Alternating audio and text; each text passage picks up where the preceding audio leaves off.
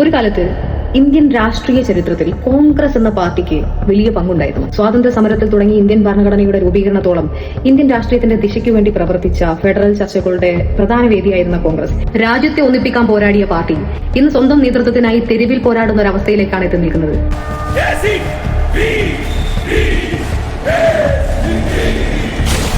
കാര്യം കസരകളി നല്ല കോമഡിയാണ്, എന്റർടൈൻമെന്റ് ആണ്, ചിരിക്കാനുള്ള വകയുണ്ട്.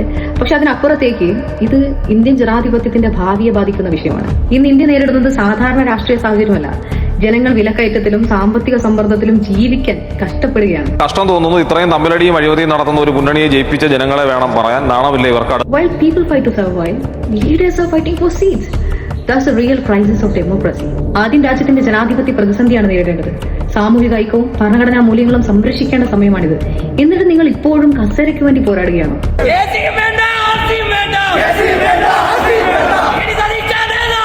കേരളം പ്രവർത്തിക്കുന്നത് തന്നെ ഇന്ത്യയുടെ ഫെഡറൽ ഭരണഘടനാ സംവിധാനത്തിനുള്ളിലാണ്. So in a federal democracy political discipline should lead politics, not to fight for power.